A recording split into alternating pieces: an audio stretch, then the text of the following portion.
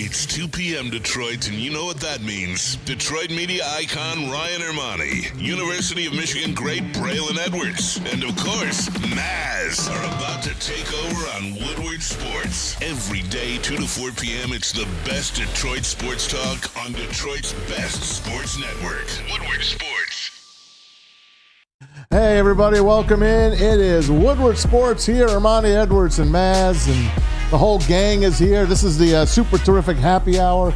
None of the guys are here except me and Anson. We got our big four behind me today. We got KG in the sound booth. We got Justin in the Maz chair. We got Pete in the back doing nothing. And we got James. What do you call James again? Luca. Power Neck. That's Power it. Neck, Luca, yeah. Power Neck, whatever you want to call him. Mr. Neck. Welcome in, guys, on a, what is today, Tuesday? It is. It is a Tuesday, guys, and just to start it off, you know me, I got to start it off with a little Tigers baseball. For you. Yes, sir. Let's talk Because about if they're in the damn thing, guys. They are in it. They are. They are in it. I don't know if they're in it to win it, but they are in it. They dominate Cleveland last night from start to finish, 8-2 to final. Probably should have had a shutout. Tarek Skubal, he's done it again, guys. 7 strong innings. He got better as the game went on. Only struck out 6. Wasn't his greatest game, but he got better as the day went on. And we'll talk plenty about Tarek Skubal and the guys moving forward. But they're now within 5.5 of the wild card, and they're 1 game back of 500. I don't remember the last time they were 1 game back. I guess well before the All-Star break, sometime in the early June probably, that they were this close to being 500 ball. So that's where we're at right now. They play Cleveland again tonight, and trade deadline's a week away.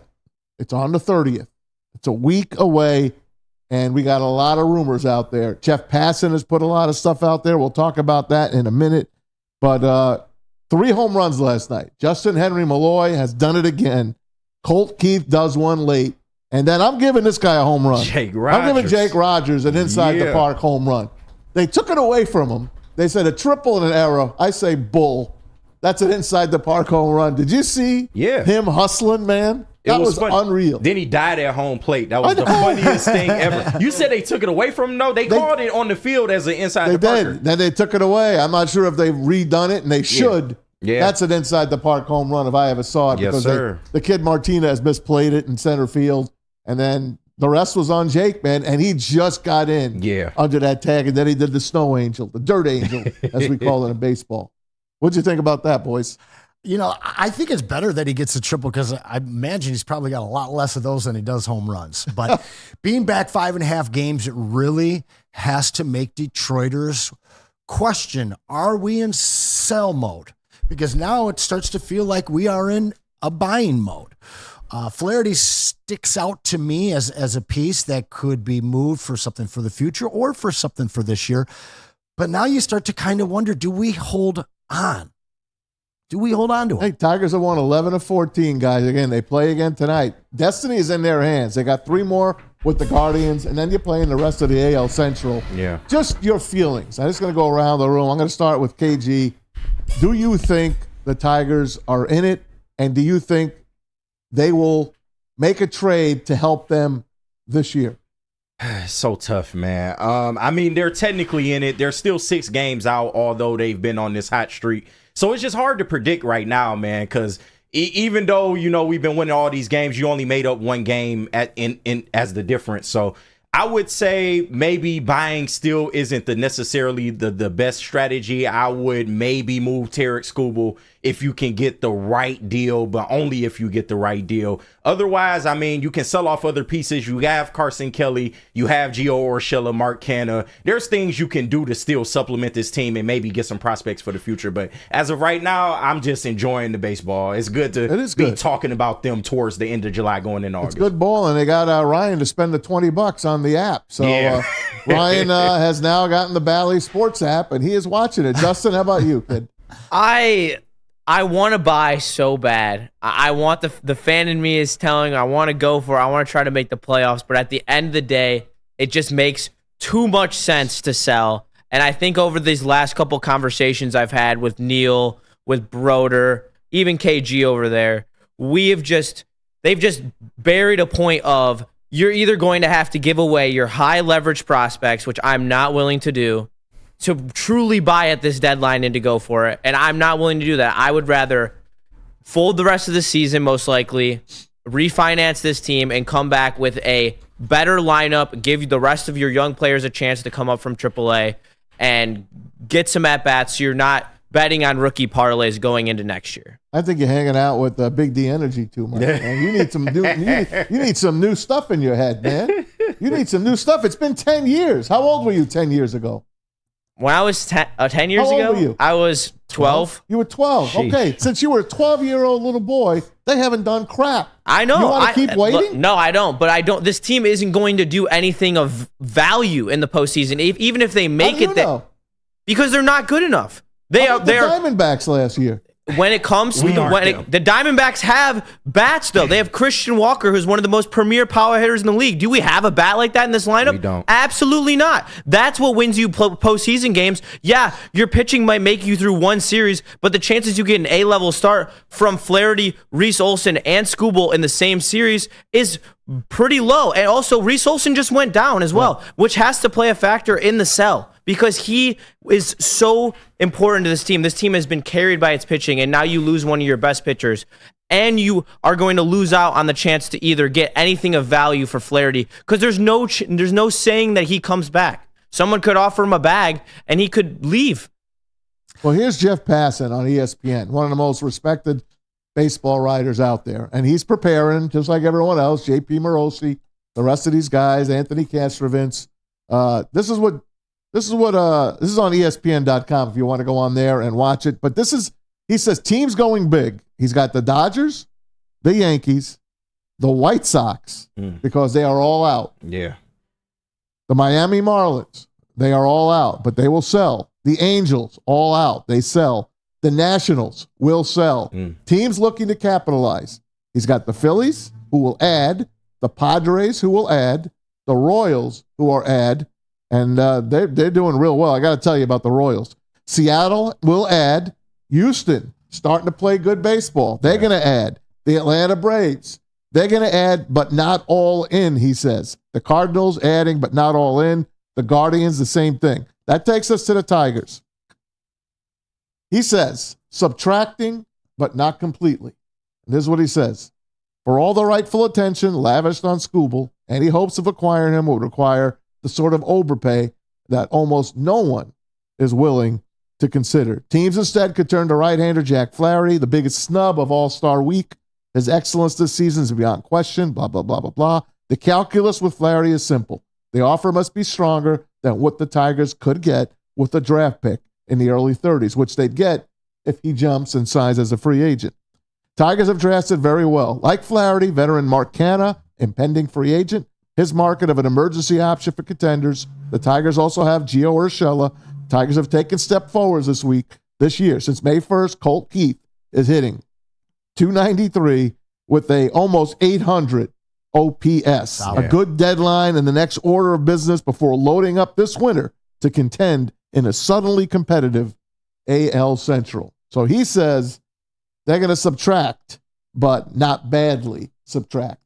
That's what Jeff Passan has to say. So these are some of the best trade deadlines. I'm going to go position by position here. In the outfield, you got Randy Arozarena. Excuse me. The Tampa Rays are putting him out there. Paul DeJong from the White Sox. That's left field. In center, Luis Robert. That kid is a good player. 27 years old. Would like the to White have him. Sox have him. Lou Bob, They will look to trade him. Silver Slugger, and a Golden Glove. That's it. But you're talking about having to trade Jackson Jobe, Clark, McGonigal. Like, you are giving up your premier assets for someone like Louis Robert, who has 3 years of club control left on him. Like, we're talking about a package that's equivalent, not as much, but very close to how much teams are giving up for Skubal. We'll see. Stand by. Right field, Jazz Chisholm. Lane Thomas from the Nationals. Great speed. He killed the Tigers on his own. That guy. We might have Great Jazz K-walk either. ratio. And then too. your third baseman, Louis Renigflo from the Angels. Brent Rooker. What a hitter he has become for the A's. Yeah. Garrett Crochet on the hill for the White Sox. I'd hate to see the White Stud. Sox give him away. Stud. But it looks like they're going to. Jack Flaherty is on this list. Andrew Vaughn at first base, having a decent year. And then behind the plate, Elias Diaz from the Rockies. And Travis Scott out of the bullpen for the Marlins. And Carlos Estevez from the Angels as well. Those are guys, those are names that are out there. I'm not telling you the Tigers are going to go out and get one of those guys. I'm just telling you, I'd prefer to give away some of my prospects. And I'm not talking Jackson Jobe. I'm tired of giving up players to get prospects from teams that don't pan out. I understand. I mean, look what you have left. You have Jake Rogers left from the whole Al Avila era. Verlander deal. the whole Verlander true. deal. That's all you have left. Max Scherzer's got nothing left from there. Well, that's because we were trying to dump salary. When you make trades in MLB, you can do two things. You can either dump their salary or you can get prospects back and you can eat some of the salary. We chose to dump the salary, which is why the returns weren't as great.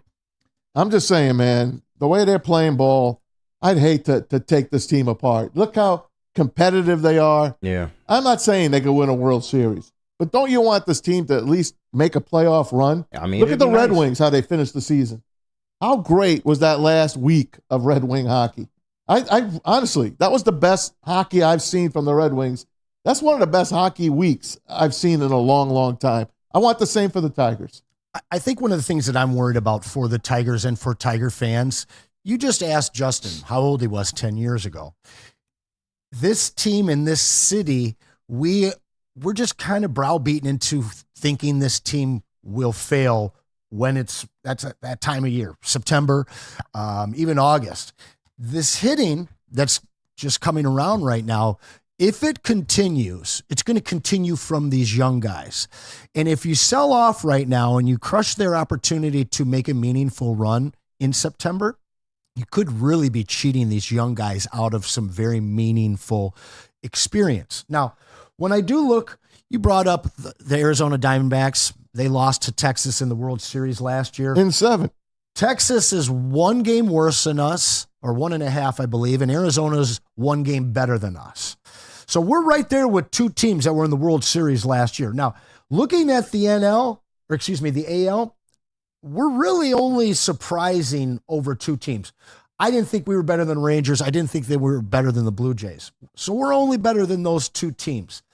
So there's a portion of me that says don't hold on to these assets. Let's keep getting better. Let's keep getting better. But there has to be a point for the Detroit Tigers and our fan base where we all start to believe. I have come full circle. I don't want to move Tarek Skubal. The only reason I would move Flaherty is because he's expiring after this year and he'll probably end up somewhere else. But you went through Maybe not. He came here for Chris Fetter. Well, and he didn't have a whole lot of options. So the Tigers believed in him, and that should carry some clout when they go to negotiations. But you bring up a guy like Rengifo.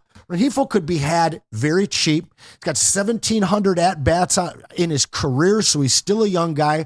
Short, third, and second, multi-positional utility guy that could be had for very, very cheap. Just a small bat like that to add to the consistency of this hitting lineup that is now really one of the top 5 over the last couple months in the AL. I think that a small addition like that for a small prospect could really change the trajectory of this team and give them such an important run that if you hold these young guys together and you call those guys up that Justin mentioned from the minors, now you've got some experience for a young team that is ready to hit the field running next season. Maybe there's a team out there that'd be interested in trying to fix our first baseman that's down in Toledo, and Spencer Torkelson. I just don't know if you'll get maybe there's a couple teams out there that would like to have that kid to be back on their team. Those are the kind of guys I'm telling you that you could trade because they're going to carry some other weight people for you. Other teams don't want Torque. Oh, people like post-type prospects. He's still got enough. Number he's still one got enough overall pedigree that guys would take it. But like a move, but you're not getting anything of value for him. Rengifo, straight up for him, I would take that. And what that would do for this team with a young guy that just is really taking his first leap as a player, that utility mixed throughout our entire infield as well as our batting lineup, that's the kind of move that comes underneath the radar. I mean, we all kind of are on the point right now where we don't want Torque as the future of this team, right? Yeah. So let's get something for him. We're in a position, like you said, you're a fan. The fan in you wants to do this. How many years can we keep putting Detroiters off and asking them to keep buying tickets based on the future? Let's give them a taste of now. But that's the thing, though. Most of these names are one-year names that have 1 year left on their deals that are just going to go into free agency. Every name I've heard about, Tommy Pham, like all these guys are just more supplemental players. Canna, he's a supplemental player. He's not a part of this core. No. Like, you know who the core is. It's these young guys, and you can supplement them with vets during every offseason. But right now, you can get value for those vets. There are teams that, as Flannel put it, would kill their mom to have Mark Canna on their team. He is a bottom of the order bat that makes your team elite 1 through 9. That Urshela is, too. That's Urshela as well. There are bullpen arms that have now started to pitch well again, who are gaining value. These are all things that playoff teams will move off top 100 prospects for, and you will start see return on them when we are ready to win a championship. This team, unless Chris Ilitch spends the money that is required to make this team a postseason contender next year in this offseason, then they have no business not training these rentals. All these guys are rentals who don't have a future when we are looking at the Clarks, the McGonicals, and the Jobs. That's where our window is now, unfortunately. You just mentioned Job, and there's other pitchers down there as well that are high draft picks and highly looked at. You got a guy in Tarek Skubal that you hit a home run on, a grand slam. You picked him in the 9th inning. He's your Tom Brady pick. Yeah. Brady in the 6th round to the Patriots, and they hit platinum, whatever the hell the top thing is. I'm just telling you, man, he is worth so much to a team like the Orioles. And I keep bringing the Orioles up because they have, without a doubt, the best depth in their minor leagues. And Jackson Holliday is a can't-miss guy. Yeah. He's a can't-miss guy. You're going to put him at shortstop. You're going to pay off Javi Baez. That's going to be done. You've got your shortstop. And whoever else you get from the Orioles is going to start. When they come right in that trade, you're putting him in the lineup. So I'm not saying win this year, Justin. I'm not saying win this year. I'm saying prepare the rest of your team for next year and the years coming. And why it's one arm, man. I know, but that's why selling off these rentals is also important, because you have prospects that need to get that experience. You have Jace Jung, who's been waiting in the wings. You have Dingler, who has been waiting in the wings. These guys need to get that experience in the major leagues so that they're ready for next year and they can play a meaningful role, and they don't have this incubation period that we're seeing out of all these rookies that have been inserted in this lineup who started off cold and now they're heating up. You can have that cold period be in August, in September, to get them their at-bats so that next year they can come into spring training. They've had MLB at-bats. They make the opening day roster. And this team has a young core that is easily identifiable, and it's more than 4 or 5 names. You have a full 9 names of young guys where you're like, all right, this is the roster moving forward. Now we just need to add, and actually truly be a few bats away from a World Series title. That's where I'm trying to think and where I'm trying to get to. Here's my offer to you guys. You guys go. I'm going to start with you, Anson. I'm going to give you a choice. You could have Skubal, lock him up for the next 7 years. Or you could have Jackson Holliday and maybe 2 other terrific young players that are AAA. Is one of them Kobe Mayo? And ready to come. I don't care who you name. The Orioles are loaded. I'll take Jackson Holliday and 2 other guys from the Orioles for Skubal going forward. What are you taking? So let's discuss the 5 top-end minor league prospects that they have right now. Justin, you mentioned Connor Norby. They have Colby Mayo, who's an infielder. They've got Keston Kjerstad, who's an outfielder. Who got hit in the head by the Yankees. Yep. They've got Samuel Basayo, who is a first and a catcher. Kind of in the mold of a Torque. And then the kid in Jackson Holliday. Yep. So what I was hearing today is that where they want this deal to be is Kjerstad and Jackson Holliday for Skubal and Foley. No way. No, thank you. When I look at, You don't need a closer right now. no, I mean, I get that, but There are closers out there you take can get. Foley out. That's not enough for Skubal. Okay. When I look at like Hierstead is going to be a 250, maybe 20 to 5. We don't know what he's going to do. I do. We have no idea. I've been following Jackson the kid Holiday quite a bit. is the guy that you want. 100%. But Basayo and Colby Mayo, those are the only two guys aside from obviously Jackson that I want. These other guys that you're reaching for in Norby, I'm not sold on. Keston Hierstead, I believe, is going to be a very average outfielder. He's going to be an MLB outfielder, but I had to, the last week I've really been thinking about this because I went on the record saying that I wanted us to sell and that I was okay with us moving Skubal. But my Dynasty League, we constantly trade minor league prospects for proven talent. And this guy right now is on the top of maybe he's just below Skeens. That's about it. So for me, unless we are getting 3 of these guys, because at best, you're going to maybe have 2 of them pan out and really be impact bats in your lineup. Unless we're getting 3 of those guys and it's straight up, I'm not doing it anymore. I'm holding Skubal. Go ahead. I'm taking that deal because then you have Which deal? The deal I gave you. the deal Maz gave me. And that was Jackson Holiday And 2 others. others. Yes, and one of them has to be Colby Mayo because then you have your shortstop of the future, you have your third baseman of the future, and your entire infield. Now you have a vision. But you have Cole Basayo's the Keith, number you have 2 Jace prospect, and number 3 is Mayo, and they are not, from what I'm reading, willing to move those 2 guys. But why wanna would they hop say to that they're 4 or going to 5. move them? Then they're not going to win a World Series. That's it. This is their key. Hold your cards and lose. Yeah. I'm calling your bluff right now. Yeah. You want to win a World Series? You want to put Skubal out there? You want to? I mean, it's Then their window. there's your only chance to win a World Series. We talked about it yesterday. Burns is not re-signing there. He's already stated that this is their window, and if they want to make an impact and get that ring, they've got to fork up some top quality talent. My worry is that they want to jump past 2 and 3 to 4 and 5. Norby's all right. I have concerns about him. I have concerns about Hierstead as well. I want their top 3 to make this move. I would agree with that. If they are given their top 3, I'm cashing in. Yes, 100%. And those 3, this isn't like a Cameron Maben deal. These 3, the day we make this deal, could be all called up and put into our starting lineup. Agreed. And then they get their chance to make their mark. This year, you make a little bit of a run. You're not going to win.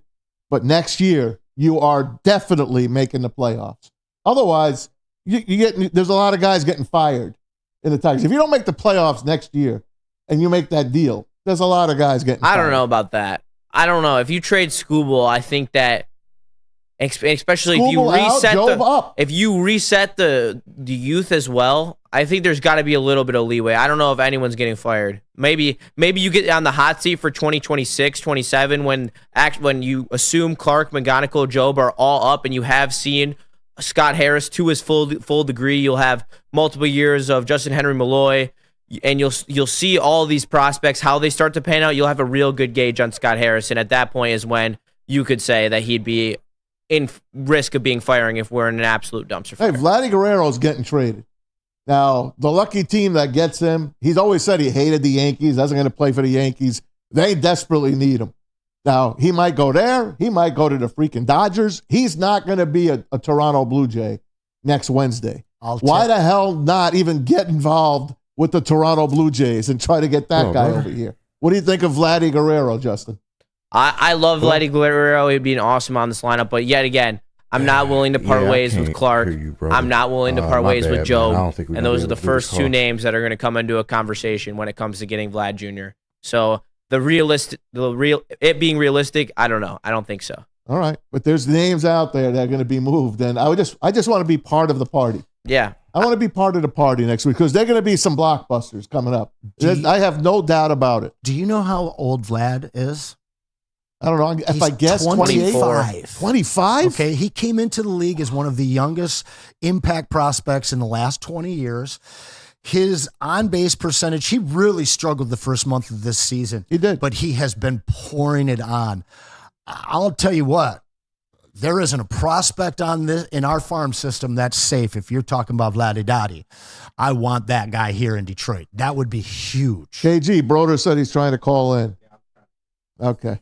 We can do a Broder VMix. loves this topic. Send Broder a VMix number. Let him do a VMix then. That's one way to get him on the air. Broder every single day is in this chat, and I love talking with Matt Broder, my former ace of the Michigan Wolverines, coming in out of that bullpen, baby. I want to get his take on this. I love talking baseball, man. It's been a long time since we even give a damn about baseball. And people do give a damn again in this city.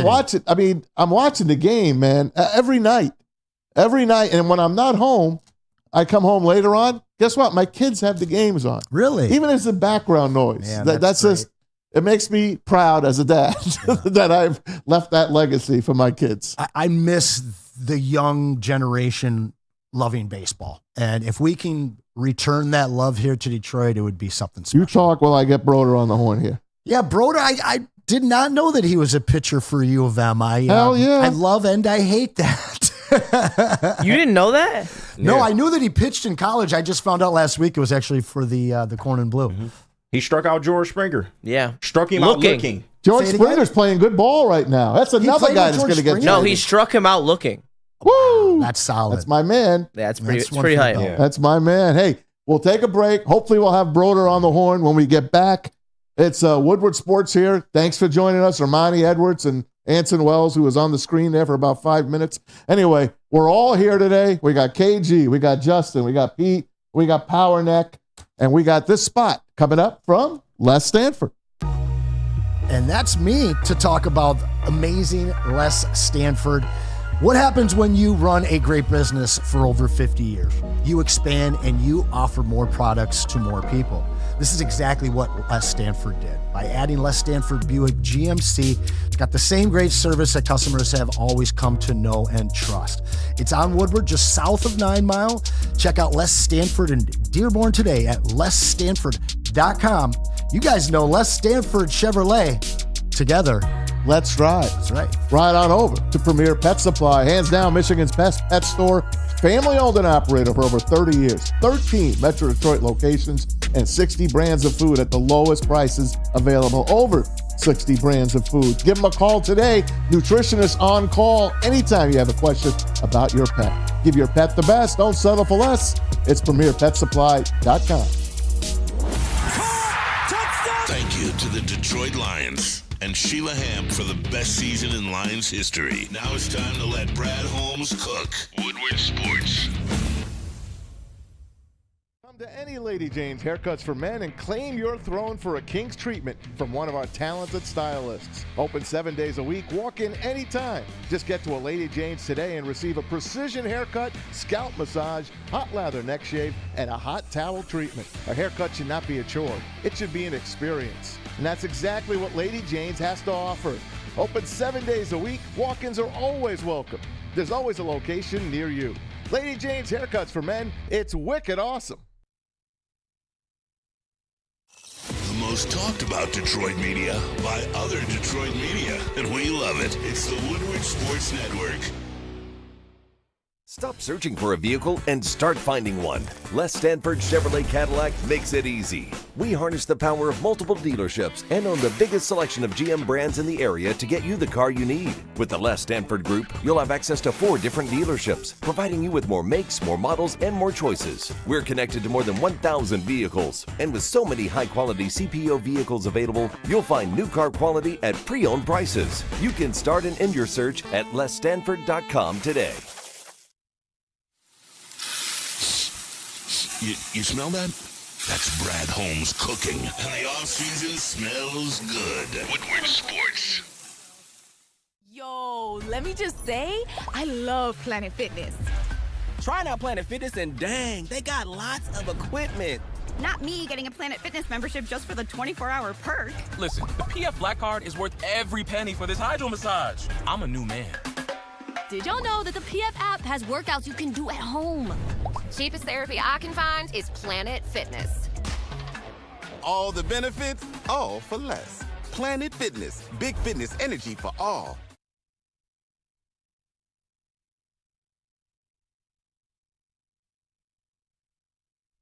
Braylon Edwards here, Premier Pet Supply. Man, just looking around, who's got it better than pets?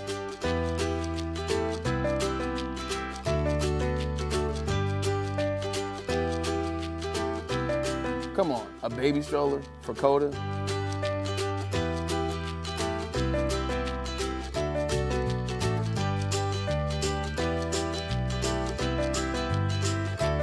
A chef for Lola, really?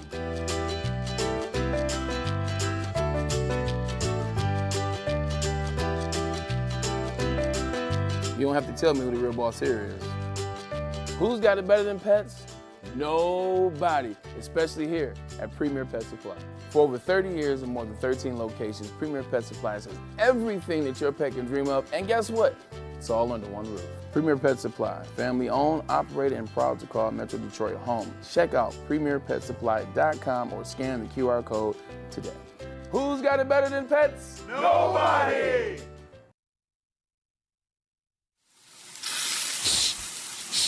You smell that? That's Brad Holmes cooking. And the off-season smells good. Woodward Sports. All right, guys, Planet Fitness. That's right. It fits your fitness budget no matter where you are. There's a Planet Fitness close by.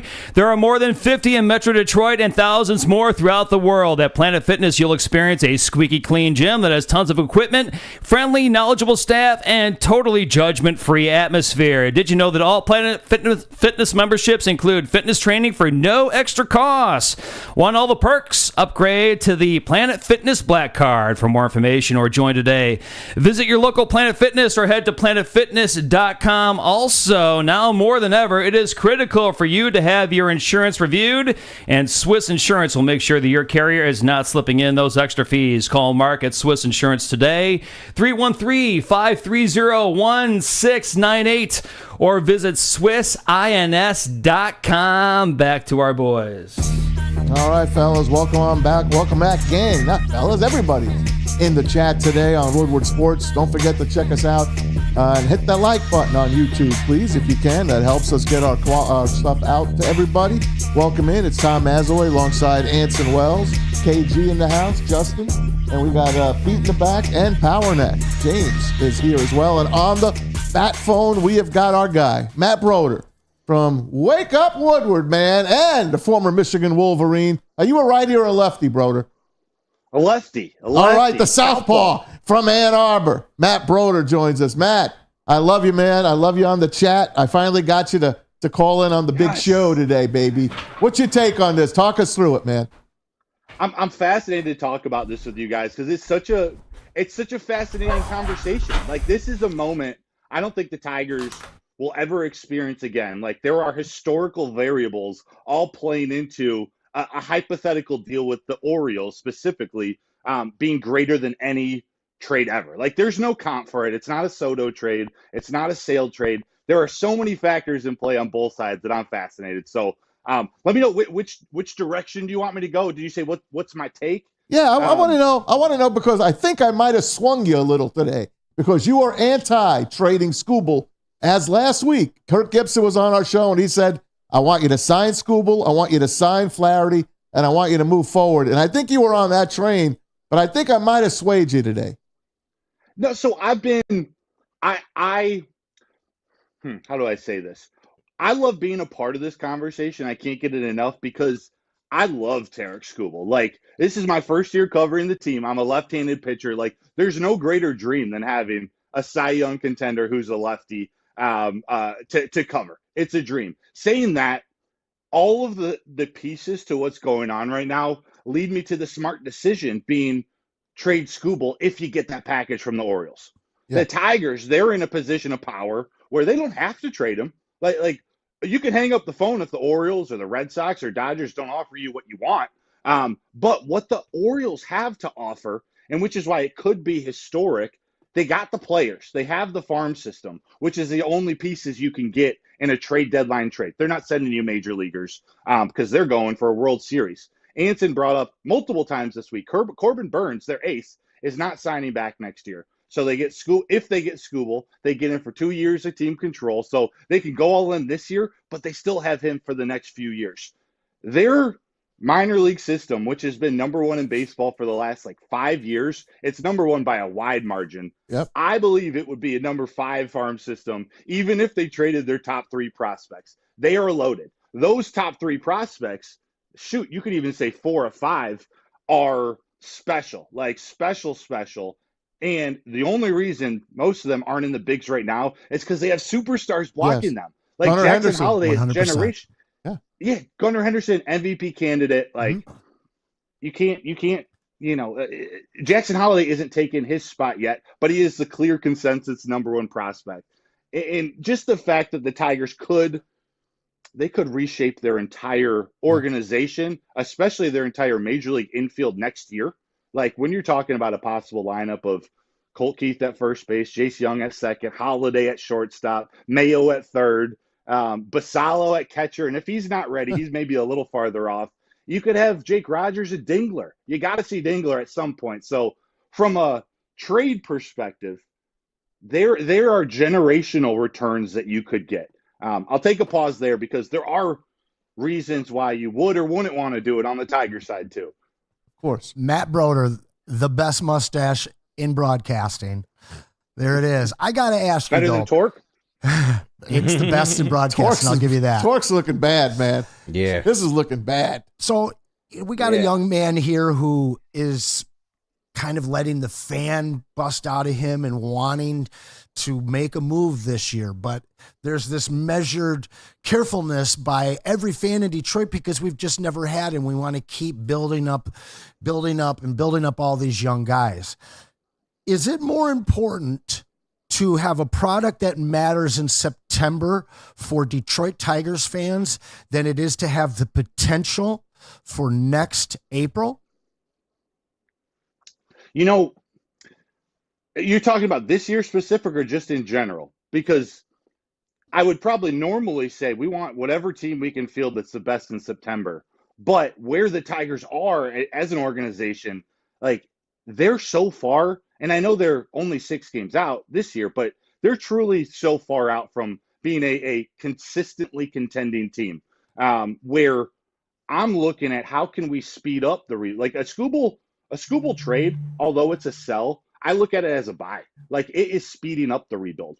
You're talking about fielding a team to go for it, to 2026. Right now, we're waiting for single A, double A guys in the system and evaluating the triple A guys. So it's actually a great question you asked, and I'm kind of weaseling around it.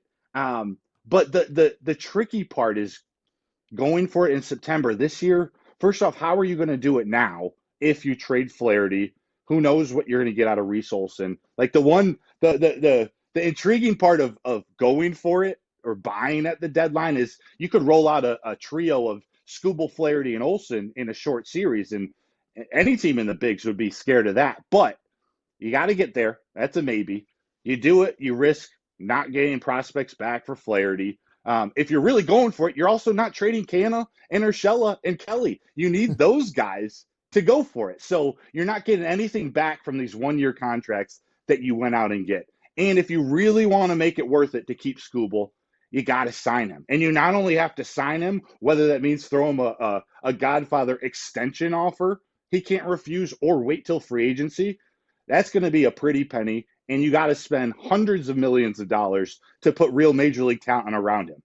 And that's just not what Chris Ilitch has done. That's not how Scott Harris operates. Mm-hmm. And you want to throw one more variable on it. It's that Baez is still on this team. They got to buy him out at some point. That's another cost $60 million that Chris Ilitch is thinking. That's money. So they need a lot in the offseason. They need bullpen help. They need starting rotation help. They need so much help.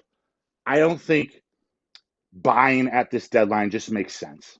Okay. Well, let me hit you with 2 prospect questions here. First, we know that Jackson Holiday would have to be part of a deal to move Skubal. He is the deal. Yeah. Who are the other 2 guys? Because for me, it's not just 2 guys. I need 3. First question, who are the 2 guys that you would need from Baltimore along with Jackson to be able to make this trade happen? And conversely, on the Tigers side, let's say that Chris decided he was going to be a buyer. What prospect would you be most willing to get rid of in the Tigers farm system that would get the most bang for the buck? Whew. That second one's tricky. But I along with Holiday, I want Mayo and I want Basallo. My man. Mayo is priority number one. I want the third baseman. Like, yes, sir. If we can have a left side of the infield with Jackson Holiday and Kobe Mayo, like starting in 2025 for the next 10 years, I'm down with that. I love Basallo. You could convince me, like, as long as those two are in it, you could convince me any combination of Beavers, McDermott, the right-handed pitcher, their top right-handed pitching prospect, or Cade Povich, their top left-handed pitching prospect. I'm with you, Anson. And Neil made a good point on Big D about maybe you go for it if it's just the two. I do want three. I want three so badly. Amen. Or four. I want it so badly that I would try to entice them by including Flaherty or Shelby Miller in the deal just to put it over the top to make them an offer they can't refuse if they really want to go. One of the few times I love the greed of a Wolverine, baby. Go ahead, silly. That's what Harris needs to be here. Be greedy. Go out and get your historic haul, or bring back Skubal, keep him here and figure out a way to make it work. I just think if you trade him, there's a different type of path to contention. If you keep him, man, you better have some confidence that Illich is going to spend in the next, what would it be, 2 years and 2 months? Because he's looking for $400 million. Skubal is when it comes to free agency, and I'm just not sure I would pay any pitcher $400 million for more than or a contract more than 5 or 6 years. Yeah, I want an answer to that second one. I know it's tough. Don't worry about that. Yeah, the prospect I'd be willing to give up. I mean, really, your best trade piece is Jace Young, and I don't want to give him up, but he'll get you an actual return. And when we talking, if you're not trading for Holiday and Mayo, there's a lot of holes to fill. The infield's a question mark. Jace Young's defense is a question mark, and we don't know if he's going to hit at the major league level. We think he is. We don't know. So that would probably be the biggest trade piece. But to be clear, I don't want to give up Jace Young, just to be clear. Fair enough. Yeah, and Broder, my guy, we done talked about this at nauseum, man, and all indications do point to they're going to sell. But my question to you is, if they're going to sell and they're sending scouts out to, the Baltimore Orioles AAA affiliate and things of this nature, why would A.J. Hinch come out and say that he wants the team to buy? Was this gamesmanship? Was he putting pressure on the front office? Why do you think A.J. Hinch came out on 97.1 of all places and said that he wants to buy? Honestly, I don't know. Because, I want to say it's gamesmanship. What else is he going to say? Like, you don't want to tell your team, hey, I want us to sell as an organization this year and give up. You want to give your players every bit of confidence or energy going into the last 2 months, because it's going to be a grind. That being said, players these days are so clued into social media and media, like, it's not like you're putting it past them of where they're at right now. So that's a tricky one. I don't know why he would say it, other than he's not going to say, I want him to sell as the coach, as the manager. Maybe a different story if he's, in the front office, in an ownership group, or a fan. As a manager, you want them going all in. Listen to me. And there is one more variable to all this. And we don't need to spend much time on it, but the whole Bally mess with Xfinity and whatnot, that plays a role into this. I don't know all the numbers, but Illich being tied to 2 teams dealing with this Bally mess, that's money. That's costing him money. That's costing him eyes on Skubal if you keep him. And my gut saying he tries to build his own network in the next 2 years, which is going to cost a lot of money. So I think the path that they're on with Scott Harris is it's the timeline's tied to his first draft class. It's tied to the Max Clark, Kevin McGonigal's, and AA with Jackson Jobe, Hao-Yu Lee, who he traded for. The prospects Scott Harris has brought in and identified, they're panning out. Honestly, it's the veterans that have been the question marks. Listen, let me spin it. You guys are saying buy, sell. They're not going to sell. They're going to buy. If you make the trade for Skubal, that's a buy. You're buying for the future. Right. Yeah. So don't use the words sell, buy. That's not it. Make the right trade. Because let's say you don't make that trade, Matt. I'm coming to you. You don't make that trade. You sign your 2 pitchers. What are you doing next year? You think free agents are going to come here? You think free agents are going to fix this? You're going to get what? Who are you going to bring here? Vladdy Guerrero's 25 years old. Would I love to have him on this team? You're damn right I would, but we don't have enough. to give Toronto for him. And actually, Toronto doesn't have enough to give us, probably. Baltimore is loaded. So if you don't make the trade, what players are you putting on this Tiger team that's going to make me a winner inside of a year or two? Honestly, I don't know. Like, there's nobody. I mean, there's no long-term solution out there on the free agent market, in my opinion. Like the fix would be short-term. Maybe you can upgrade, like get a little better veteran bat than that's not what I want. Or a Shella. Right, exactly. And that doesn't fit Tarek Skubal's contract. Like, we got 2 years of Skubal before he hits free agency. You got to go for it. Vlad Guerrero, I would love. Yeah. He's got 1 more year of control. So you would need to deal with his monster contract at the end of that year. Isn't it worth it? It would be worth it. Yeah. Like, if ownership would pay for this and allow Scott Harris to go out and, buy major league bats, not buy like the Yankees, but actually spend money, they could turn this around while keeping Skubal quickly. I just don't believe, no track record tells me that's going to happen, whether it's Illich or whether it's how Scott Harris operates both here and in San Francisco, where he came from. That's why this makes the most perfect trade with the Orioles. You get rid of Skubal, you get rid of his $500 million contract that you don't want to pay, and you bring it in 2 guys that you're paying nothing to, and you're making your team better instantly. That's the way the Tigers have to make this trade. They have to. I'm getting close to that point. The only thing keeping me from it is because I was a left-handed pitcher and I freaking like Eric. He's phenomenal. He's freaking phenomenal.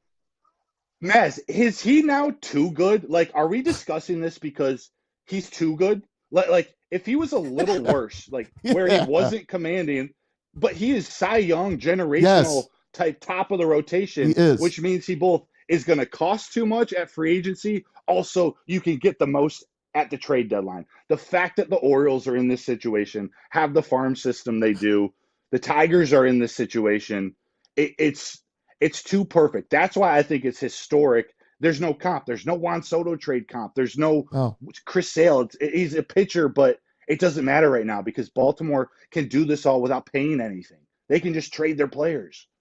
They are in the perfect situation, and they need one piece, and that piece is here in Detroit. You got to make that trade. Both teams it's a perfect marriage. This is perfection. Tigers don't have to pay a dime. There's your $60 million that you could throw away out the window on Javi Baez, or you're going to put $400 million on a pitcher that you got to pray stays healthy throughout this contract. And doesn't to me? I'm out of words. I can't wait. I don't think any pitcher, if you're signing a 10-year contract and maybe he doesn't go 10, maybe it's 8. I don't see, and I can't find a pitcher from the past that has made it through a 10-year stretch without either a down year or 2 or an injury or 2. So you're making sacrifices one way or another. Maz, what we just need to hope over the next couple of days, the Red Sox get hot, the Yankees stay hot, and this bidding war between the Orioles and Red Sox and Yankees and Dodgers, we can just use all of that, plus the leverage of we don't have to trade him, to entice them to give up. I'm not trading to the Red Sox. I'm not taking a guy, and what's his name, Marcelo Mayer? I'm not taking that guy. I'm not taking him when we had a chance to draft him, and we passed up on him. I don't want him. I don't want nothing to do with the Red Sox. Use him. Correct. We want to use him in the Red Sox to entice the Orioles. Absolutely. And the Yankees are coming. I know they're coming are. out of nowhere. They don't have. They have nothing to offer. They have nothing. They're looking for answers. They have nothing. They're a 2-man team, man. Hey, bro, thanks for coming on, brother. My pleasure. Thank you, Maz. Brother, you're a beauty. Jesus, KG, Power Neck. My guy. Good to see you. Matt Broder, Wake Up Woodward, of course, on our Lions beat reporter. We'll talk Lions before this day is over. And Tigers, of course. That's right. He's our Tigers beat reporter. Man, I don't think we've ever done on this show almost 50 minutes of baseball talk. Yeah. And I know a lot of people might be like, baseball. But we got some people watching, and chipping in. It's and the chat is on fire. It is on fire. I mean, this is a big moment for the Tigers in their franchise history. But do you understand what I'm trying to say to you? I get you. This is the perfect marriage. So I want you to tell Neil and the guys tomorrow what I said today. Okay? I want you to tell them. Neil is on board. We can't sign Skubal. We don't have $400 million. Yeah. We need players. You're getting Jackson Holiday and maybe one or two more prospects. Neil wants to trade. Yeah, he's on board. He does. Yes. Okay. His only caveat is if you're not going to trade him, sign him tomorrow. Like there's no in between. You have to do something. We got him for 2 more years. What's he going to do? That's what you waiting on, though. He don't have leverage right now. Do you want a Michael Farmer situation? What's the point of waiting if you're going to keep him? He's only depreciating in value. Well, and there's what do you guys tell me? Hold on. What do you guys tell me about Jordan Love? You don't want to pay him because of why? He's only played how long? That's right. 8 games. Okay, you want to pay Skubal now? You want to give him $400 million now? These are different situations. No, they're not. Apples and oranges. No, they're not. It's different situations. No, it's not. It is. 100%. Skubal has been dominant for 2 years now. He has played over. Is he over 100 games at this point? I would KG? believe so. Yeah, I think so. That is a big sample size. That's not even remotely close to Jordan Love. By only the end of 9 this week, games. Jordan Love will be the highest paid quarterback in the NFL. That is true. Probably. I just don't see there ever being a window where we could get more for Skubal. Yeah, you wait another year. Yep. It's closer to that contract. You have no idea he how might he's win the Cy pitching Young this this year. time next year. He might win the Cy Young this year. Sure, but next year he could be at 2.9 by midseason. You know, he could get injured again. There's so many caveats. So many things that could happen. There really will never be a higher sell time than right now. And maybe the Tigers have to take advantage of that, but it truly is one of the most polarizing trade situations that I can remember in Detroit history. Skubal's played in 95 games. It's great. I love the guy. I'm just busting chops here. Yeah, okay? no, I get it. I know. I just got the stat clarification, though, so I just wanted to. I like your stats. That's great. Bring more stats. How many innings pitches does he have? How many innings pitches does he have? Pete? What do you got, Pete? How many innings total? Innings pitched, yep. Is he over 300 yet? Doesn't matter. I see what I see. He's under great. 300, right? Yeah. No, he's not over. I'm sold already. Not over 300. Yeah, he's, what, about 200-ish? Sorry, yeah, he's at 502.1. Oh, he's at 502. Okay. Oh. 502.1. Oh. Interesting. Well. Doesn't matter. Stats. I don't need stats. I get to see what I see. Mm-hmm. He is one of the top 5 pitchers in baseball, hands down. That I could say with definite. No doubt. With definite. Hey, we got a lot more coming up here, guys. We're going to take a quick break. I got basketball to talk a little bit about. Hey. We got USA Germany basketball to talk about. Let that hate out your heart, man. You know, we're gonna talk about the king. Okay, we're gonna talk about the king and how he did it again. He's a great American. But first, I'm gonna send it on over to Anson for a little something. Oh, KDK, yeah. Don't let her do you like that. KDK. Come on, Anson. Don't let her do you If you're wrong. dealing with divorce, child custody, visitation, or other family law issues, you absolutely have to give Kevin and Catherine at KDK Law in Birmingham a call because they're going to have your back. 10 plus years of experience, and the most important thing, 24/7 availability. Make sure you scan that QR code that you see on the screen there or call at 248-971-0476. Make sure that you say Woodward Sports sent you and they'll take care of your filing fee. KDK Law. As I said, they got your back. Yeah. What do you do when you see that black and yellow sign outside?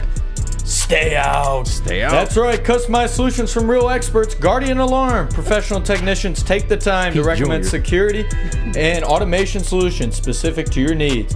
24/7 professional monitoring. Call us anytime, day or night.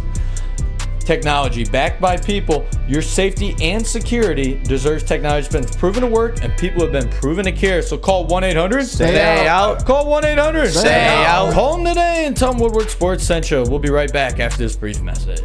Congratulations to the real coach of the year, Motor City Dan Campbell. Just put your head down and go to work. It's about to be fun, man. It's about to be fun. Woodward Sports. Yo, let me just say, I love Planet Fitness. Trying out Planet Fitness and dang, they got lots of equipment. Not me getting a Planet Fitness membership just for the 24-hour perk. Listen, the PF Black Card is worth every penny for this hydro massage. I'm a new man. Did y'all know that the PF app has workouts you can do at home? Cheapest therapy I can find is Planet Fitness. All the benefits, all for less. Planet Fitness, big fitness energy for all. Braylon Edwards here, Premier Pet Supply. Man, just looking around, who's got it better than pets?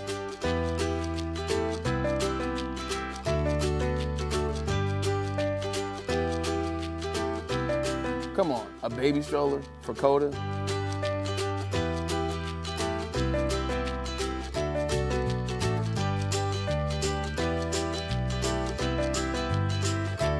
A chef for Lola, really?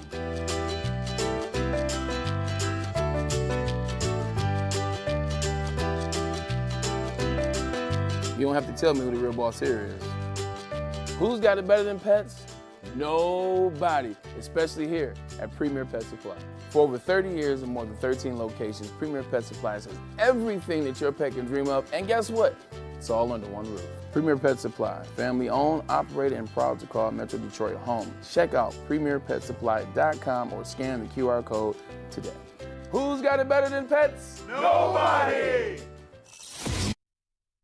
Braylon Edwards here, Premier Pet Supply. Man, just looking around. Stop searching for a vehicle and start finding one. Les Stanford Chevrolet Cadillac makes it easy. We harness the power of multiple dealerships and own the biggest selection of GM brands in the area to get you the car you need. With the Les Stanford Group, you'll have access to 4 different dealerships, providing you with more makes, more models, and more choices. We're connected to more than 1,000 vehicles, and with so many high-quality CPO vehicles available, you'll find new car quality at pre-owned prices. You can start and end your search at lesstanford.com today. The most talked about Detroit media by other Detroit media, and we love it. It's the Woodward Sports Network.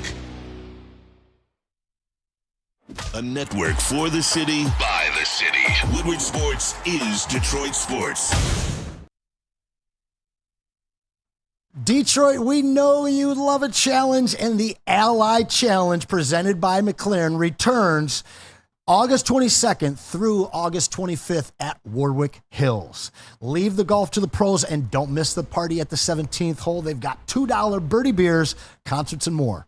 Get your tickets at allychallenge.com. Oh, well, we're going to Lady Jane's too. Yes, sir. You guys know it's wicked awesome. Awesome is where a guy can be a guy and get an amazing haircut. That is Lady Jane's Haircuts for Men. So stop in, sit back, and relax, and let one of Lady Jane's talented stylists make you look and feel absolutely great. Walk in anytime, 7 days a week. Lady Jane's Haircuts for Men. It's wicked awesome. Hey, so is Mark White and Associates. Dreaming of a new home but feeling the financial pinch? We feel you. So does Mark White and Associates. Your trusted real estate experts are here to help. Mark White and his team will pay up to $5,000 of your closing costs. That's right, I said $5,000. Call them right now. Call Mark White and Associates today. 248-290-8242. Check them out online as well. MarkWhiteSells.com. Again, call Mark White today. 248-290-8242 to make your dreams come true. Welcome back, Woodward Sports. Ermanni Edwards, Maz, and the whole crew is here today. Anson Wells, KG, Justin, Pete, and Powerneck James in the booth. We just had Matt Broder on. We just had almost an hour of Tiger talk. Love it. Tigers and Orioles must get married. We need the Elvis impersonator to marry them. They got to get married. It's got to be a done deal. Scooble for 3 of the best prospects in baseball.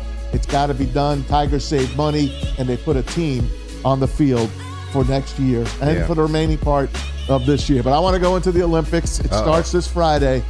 That's when the LeBron James-led United States team will be walking in to Paris. He is. That's why I said he's walking on in. You ready with the flag. NBA, the All-Stars, whatever you want to call them, Team USA, finished 5-0, and they beat the Germans yesterday. Stubborn Germany. What was the final score? Let's go. It is 92-88. 92-88. So they finished 5-0 in the prep. LeBron with 20 had 11 in the fourth quarter. And here he is, as a matter of fact, pumping his team up. Hey, great job to close out the preliminary games. We saw some adversity, which is good. We've been down 2 games in a row, and that's going to be good for us. But like KD just said, the real begins now. All right? We got 6 games, we'll live 1 game at a time, all right? Ready to perseverance again, y'all. Go, 1, 2, 3, go! Going for the gold, Anson. What did you think about yesterday's game? I unfortunately did not get a chance to catch it. I do know that Germany has been playing You still watching the Sudan game? No, I was just super busy yesterday. But don't take breaking down Sudan. Well, what I've seen in this USA Invitational to get ready for the Olympics is Steve Kerr's trying to figure out who needs to be on the court. They trying to figure out who's going to be closing games out. I don't think that their starting lineup is together yet. So I really think that a lot of this has just been kind of flirting with the entire roster to figure out who needs to be out on the court. But a 4-point win after a 1-point win over South Sudan has to be concerning. Yep, I know it's prep and getting ready, of course. They started off this weekend. Here is the German head coach, Gordon Herward. First quarter, they had us back on our heels. We had a tough first quarter. I thought we regrouped some in the second quarter. I thought the third quarter we played our best basketball. We played with good tempo. And, somebody named LeBron James made some pretty good plays at the end. LeBron James made some pretty good plays at the end, was pretty good. What he said. This is a cool customer, man. I mean, I'll tell you what. This ain't the old days anymore like I thought it was going to be. I thought the U.S. was really going to just come in and run everyone off the court. It's different now. I'm telling you, it does not seem that way to me. And you guys told me. I'll start with you, KG. You guys told me. It's going to be a tough run for these guys. What's your take after the first 5 games? Well, of course, they're still prepping, so I have to keep that in mind. But it is going to be harder this time around because these other countries, they're accustomed to playing with each other for long periods of time, as opposed to the U.S., where we're pretty much slapping all of our best players together, some of whom have not played with each other, and then you just expect them to turn it on. So it is definitely going to be harder, added to the fact that the European game is kind of caught up with us. A lot of the biggest players in the NBA now are Euro players. It's going to be a tough road for them, man. Now, can they get it done? I believe so, man. But don't sleep on these other countries lightly. It's going to be a battle, and they're going to have to be ready for it. Yeah, the USA teams that we grew up with were playing teams that literally might have 8 lifetime NBA minutes. Right. Yeah. And most of these teams have hundreds of NBA minutes somewhere on their roster. Mm-hmm. Team USA has to stop turning the ball over. Yeah. Okay. They turned the ball over 12 times against Sudan. And I think 9 of those were in the first half. So they changed that up quite a bit in the second half.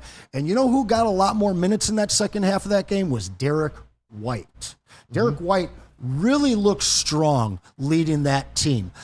So does Mr. Ant-Man, but they really ask him to do so much when he's bringing the rock up. This team with Halliburton really kind of looking iffy doesn't have a true point guard. Steph Curry is not a true point guard. Yeah.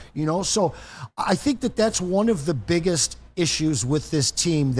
That's why you're seeing LeBron bringing the ball up in crunch time in the fourth quarter of these games. So they are going to have to figure this lineup out. And I know that a bunch of people would rather have seen JB over Derek White, but Derek White, in my opinion, might be one of the keys to this team surviving second half. He is who this team needs because of the fact that these other countries have been playing together for such a longer span. This isn't being put together to just play in the Olympics. This team has played together. They've been together. They know how to play as a team together. This team has a bunch of 1 and 2 options on it. Yeah. That's not a recipe for immediate success. They have to learn how to give the ball to other people and let other people cook. And you hitting on the fact that they don't have a true point guard is another great point because they look like it. They look unorganized. They don't look like they're playing efficient basketball with the turnovers. And it was put on LeBron's shoulders to completely carry the load and at the end of that game to will USA to win that game. Yeah. Go ahead. Before you say anything, guys, I just want Freddie Felt on the chat. I think he stole my heart. He stole my line too, Freddie. LeBron's. I like that nickname. LeBron's. Go ahead. LeBron. It keeps coming back to the way that this man. team was created. Steph Curry is not a point guard. He's the best shooter on the team in the world. Halliburton has been injured, and he really looks lost on this team. Now you got Tatum and Booker, guys that can kind of handle the rock.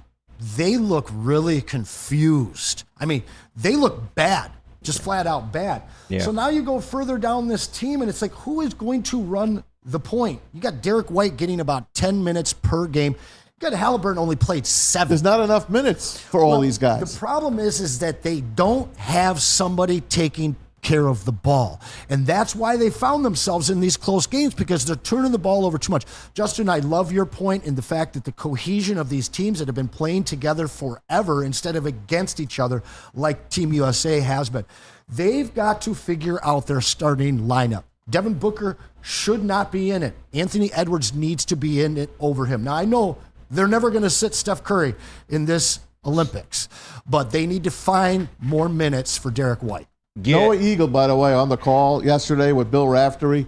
They're going to be fun to listen to in this Olympics. I'm really looking forward to NBC's coverage of this, because they do the Olympics like, they do it right. I love Rafferty. No, but Anson, I wanted to ask you, and I understand that we are dealing with a lot of veteran names on this team, but I look at Steve Kerr, and is there anything more that Steve Kerr can be doing to help this team or to help supplement some of the problems that they're having right now? Yeah, it's not playing everybody. Yeah. I mean, they're down to Sudan, and they took all of the guys that were making it happen off the floor. Mm-hmm. And then Sudan came back and took the lead. I get that you got 12 big egos that all want to play on this team, but you've got to figure this thing out. Nobody plays 12 men when they win a championship. Right. They're 8-9 man rotations at best. So there's some guys that need to stop getting as many looks and as much time as they're getting. And I cannot believe that I'm screaming for more minutes for Derek White, but they've got to find him. Defensively, he's great. He's great defensively. He was fantastic in the fourth quarter against Sudan. Mm-hmm. But the moment you see him in there, there's just a calm amongst the Team USA players that you don't see with anybody else running that point. Halliburton has been a massive disappointment for me in this. I was kind of excited to see what he could do. Yeah. And I mentioned it yesterday. D-Book and Tatum have exposed themselves for who they are. And Tatum, what? Is he not the highest paid player right now in the NBA? Making some bucks. Yeah. Making a lot of bucks, man. That's why I'm looking forward to this. I want to laugh with you guys throughout this whole tournament. Stop it. Because I cannot wait for LeBron to get the bronze. I cannot wait. You are a domestic terrorist. Will you stop? Now, wait a second. I got to reply to that. And I touched on this yesterday because I am one of the biggest LeBron deniers. But he didn't flop. He didn't sit on the refs all game. And in fact, what I saw out of him in the second quarter, I was embarrassed for Team USA. I wanted them to lose that game. And what I saw LeBron do in the second half, and specifically in the fourth quarter, was will that team to a win. I'm okay with that when it's in the red, white, and blue. But I'll tell you, if they come out and they play the way they did in the first half of Sudan, I'm going to be with you, Maz. I'm going to be okay with some losses. But this little tune-up period, hopefully they got a couple of scares. Seen them in the tunnel talking after the game. I like the tight ones. Yeah. I don't. Not on the Olympic stage, guys. We'll find out. We'll find out what they're made of. We'll find out. You can't keep relying on the 39-year-old. We'll say that. Man, no, they can't. They can't. Now, in the women's game, I know the women U.S. team probably won't have as many challenges as the men will. Am I correct on that? Yeah. Supposedly, but I mean, there's no team there's no team I want to see take the bronze more than that team. But how about the rookies thrashing the USA team? I loved it. I love that. I loved it. I know we talked a little bit about it yesterday. Justin, you weren't here. And we just brought up how the WNBA All-Stars with Caitlin and Angel kind of took the USA team through the woodshed. What'd you think of that game? I mean, they did beat them the year that they won the gold. So no, they beat them 2 days ago. I know. Okay. But I'm saying they did it that year too. So I don't think there's a lot of cause to that. I think that it was a tune-up game. It happens, especially when the egos. I mean, the egos are still coming together. There's no egos on that rookie team. There is definitely two alphas in that room, and the rookies know that. And that group of women, they are not ready to play with each other. They're unwilling to play that team role, and I just think that's why. I mean, I don't know. It's their first game. I don't know. I'm looking forward to I'm not a Friday guy. I don't want to see the. I'm not a un-American. I'm not a ceremony guy. I don't like watching this. What do you call me? Yeah, you are un-American. I am so right not now. un-American. If the women's win gold without Caitlin, will you stop hating? No. I want them to lose. That's unreal. That's I can't believe that. That's unbelievable. The best outcome of that scrimmage was them asking Angel Reese about Caitlin. They haven't been doing that, and they asked Caitlin about Angel Reese. They haven't been doing that. Yeah. And the two of them showed such love for each other. I mean, Caitlin took a back seat, only scored 4 points, but dished out 9 dimes. Best passer in the game. And Angel again hits a double-double, but Best shooter in the game. There's some legitimate excitement between those two to play together 4 years from now. So it's best kind shooter, of, best passer. Yeah, she don't belong on the team. it's very cool seeing the hate between the two of them during the regular season. The same hate and Bird and adversity Magic. we saw between Bird and Magic.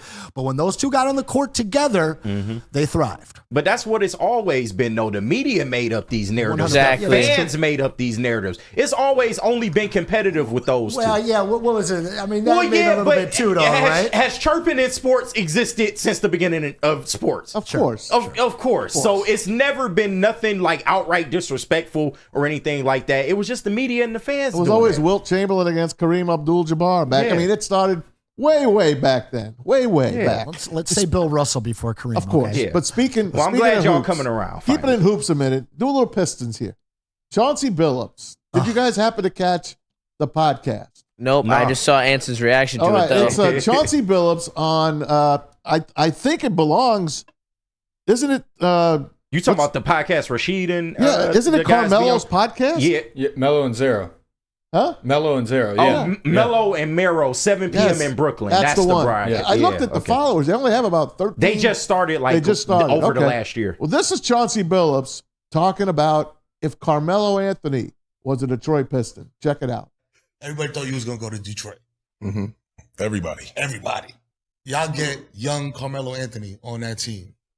How do you, as the floor general, incorporate him into the mix? You know what I mean, without disrupting what's already going on. Bro, it would have been the perfect. Like most people always be like, man, would he have started or would Melo have started or Tate? Well, what most people they forget is that at the time of that draft, we didn't have Sheed. Mm-hmm.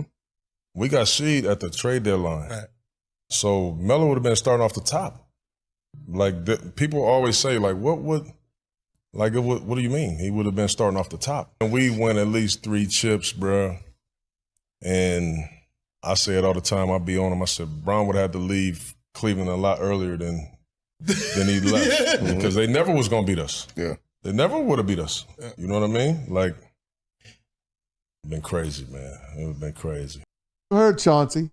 Chauncey said they would have had LeBron leaving Cleveland a lot earlier than he did.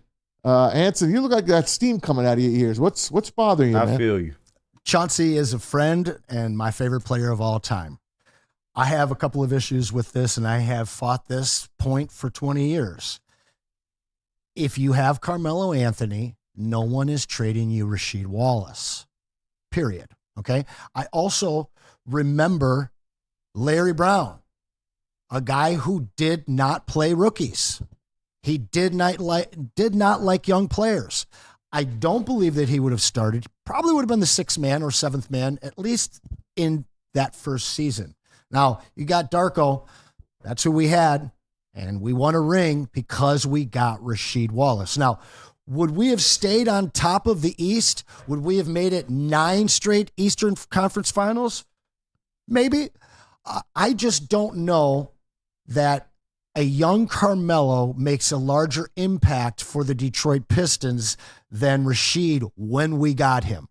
So now if you want to start talking about what he would have meant to this team in 2006, 2007, 2008, that's a discussion I can get behind. How many Eastern Finals did they make? 6? I think it was 5 or 6. It was 6 in a row. But we've got a ring. We've got a ring in 2004 that I absolutely am positive we would not have had with Carmelo Anthony as our 5th or 6th man. So as fun as it would have been to have a guy that actually hit when we finally had a number 2 pick instead of having the human cigar, yes, it would have been sexier to have Carmelo Anthony in red, white, and blue. But I just don't think that team wins a ring.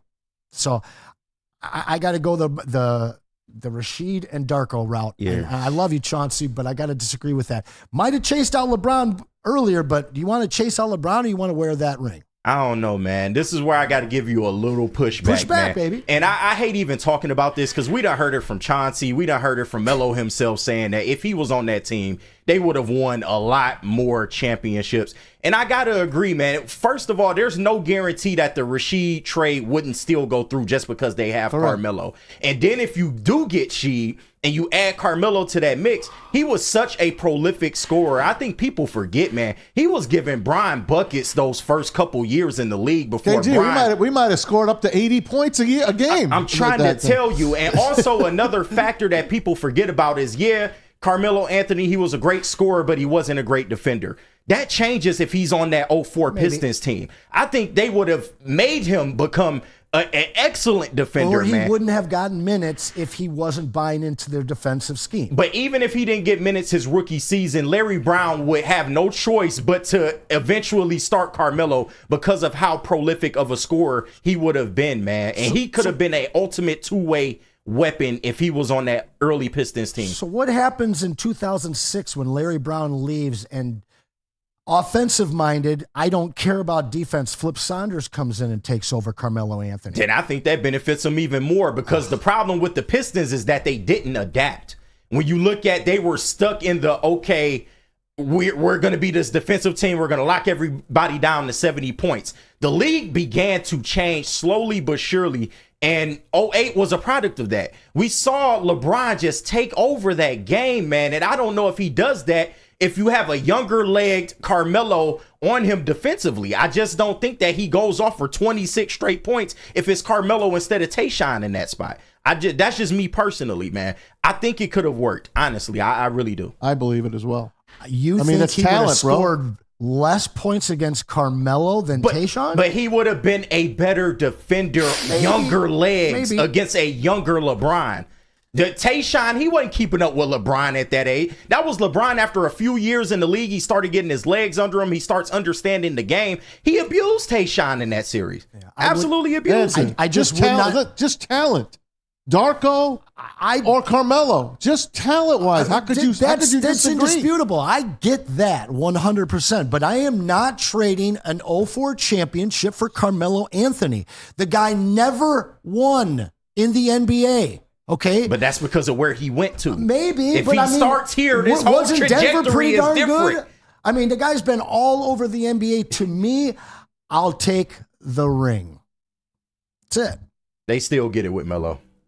We'll never know. Justin, you got anything on we this? won't. You're too young for this. Right? It would have been fun though to have Carmelo here, going up against LeBron in division. But I remember when we made that trade with Atlanta, and a big part, at least what I was reading at the time, was saying that they were willing to do it because they didn't think that piece would take the Pistons over the top. We in Detroit didn't think it was going to take us over the top. I mean, people were writing up a 4-game sweep against the Hall of Fame team. No, I get it. You know, so I remember. We got the 5-game sweep. Now, to your point, if we can still do that trade for Rasheed, then absolutely, it's lights out 100%. Because then you just got an additional scorer on your bench, even in without Carmelo Anthony as a rookie. But yeah, even without him, I just feel like defensively they would have made him a better defensive I'll take the player. Ring, baby. Give me. the ring. Hey, maybe he would have covered Big Shot Bob. I'm telling you. Maybe.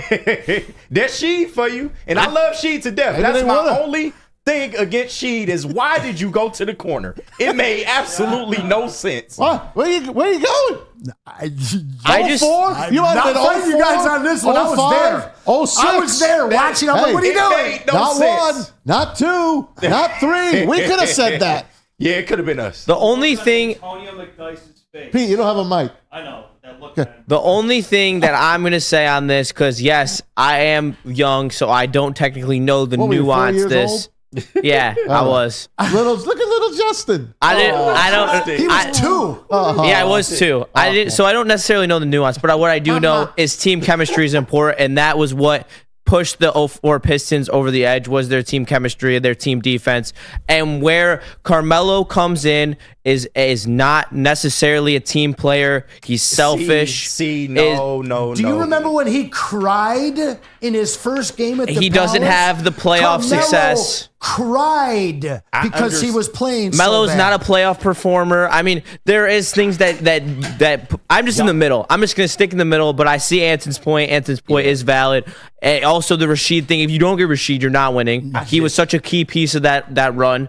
I don't know. I think that you guys are both right to an extent, and it could. You never know. It's a what if. Right. It is a what if. It's a great what if. It is. But if these guys are talking about it, why the hell shouldn't we? I got one for you. I hate hearing about it. What if the Pistons don't trade Corliss Williamson for Derek Coleman to start 2005? Yeah. How valuable would Corliss have been in the series against San Antonio? We had no inside scorer that could actually deliver on the second unit. Yeah. We missed Corliss in that series so much, and that is just one of the things that people, they talk about Joe Dumars and bad draft picks and this and that.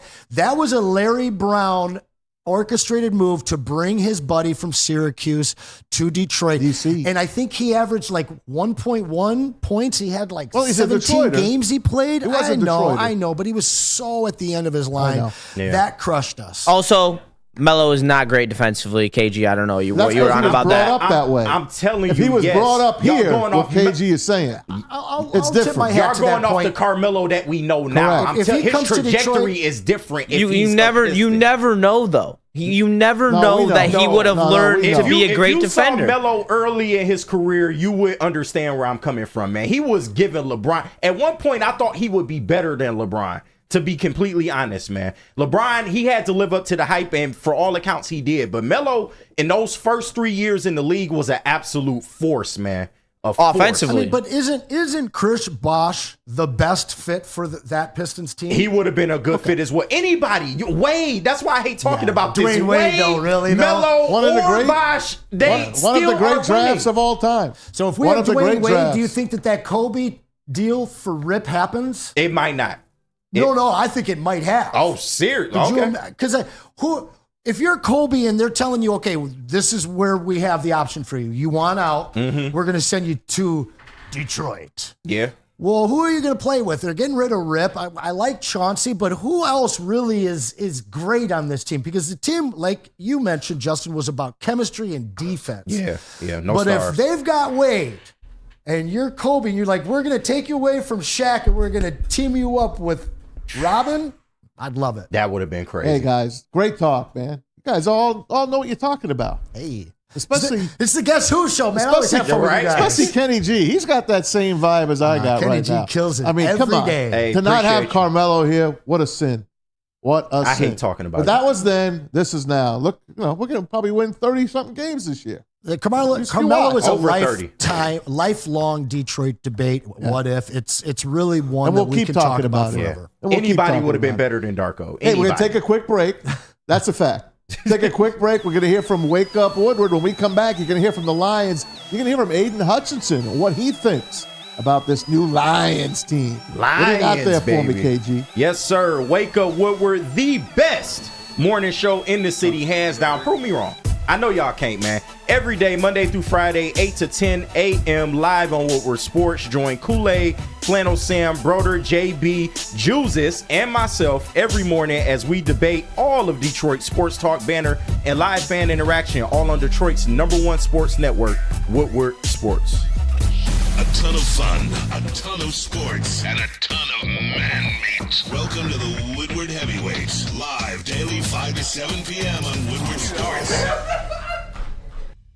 Stop searching for a vehicle and start finding one. Les Stanford Chevrolet Cadillac makes it easy. We harness the power of multiple dealerships and own the biggest selection of GM brands in the area to get you the car you need. With the Les Stanford Group, you'll have access to 4 different dealerships, providing you with more makes, more models, and more choices. We're connected to more than 1,000 vehicles. And with so many high-quality CPO vehicles available, you'll find new car quality at pre-owned prices. You can start and end your search at lesstanford.com today. You smell that? That's Brad Holmes cooking. And the off-season smells good. Woodward Sports. let me just say, I love Planet Fitness. Trying out Planet Fitness and dang, they got lots of equipment. Not me getting a Planet Fitness membership just for the 24-hour perk. Listen, the PF Black Card is worth every penny for this hydro massage. I'm a new man. Did y'all know that the PF app has workouts you can do at home? Cheapest therapy I can find is Planet Fitness. All the benefits, all for less. Planet Fitness, big fitness energy for all. The most talked about Detroit media by other Detroit media, and we love it. It's the Woodward Sports Network. Braylon Edwards here, Premier Pet Supply. Man, just looking around, who's got it better than pets?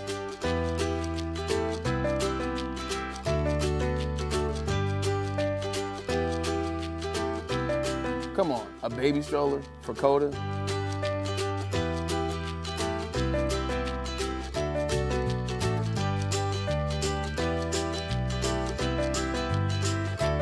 A chef for Lola? Really?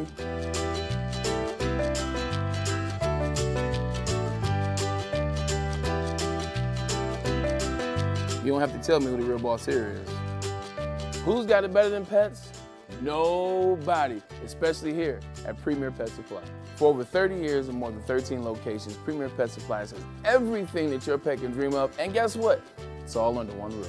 Premier Pet Supply, family owned, operated, and proud to call Metro Detroit home. Check out premierpetsupply.com or scan the QR code today. Who's got it better than pets? Nobody! The most talked about Detroit media by other Detroit media, and we love it. It's the Woodward Sports Network. Soroki's Crispy Chicken and Pizza is taking over Michigan. And look, man, I'm a value customer at Soroki. Shout out to the one between 12 and 13 Mile. My man Glenn in there serving it up, man. But they got the best chicken in the city. They got the best pizza in the city. And of course, those honey biscuits, man. How can you live without them, man? How can you live without those things? So locations popping up all over Metro Detroit, doubling the number of restaurants this year alone. Soroki's just had their grand opening in Madison Heights. So go out there and make sure you get some of that good food. Try Mega Station today or go to Sorokis.com. All right, welcome back. Woodward Sports in the afternoon. That's right, Ermanni Edwards and me, Tom Mazaway, alongside Anson Wells, KG, Justin. We got Pete, and we got, of course, Power Neck James in the booths. So wait a second, 3/4 of the show and no football so far? Isn't that something? Wild. We're doing football right now, though. Here you Let's go, do folks. Hey, only 7 Sundays left until the NFL is on our TV. So that makes it, that's even less Thursdays, right? So that's like 7 Thursdays? Yeah. And Anson has lost faith in his boy Lamar Jackson. Whoa. Oh. No. I just, What? I did. I went back on my statement yesterday of saying that it would be, we were put on the spot. Who's going to be in the Super Bowl? I said the Leos and the Ravens.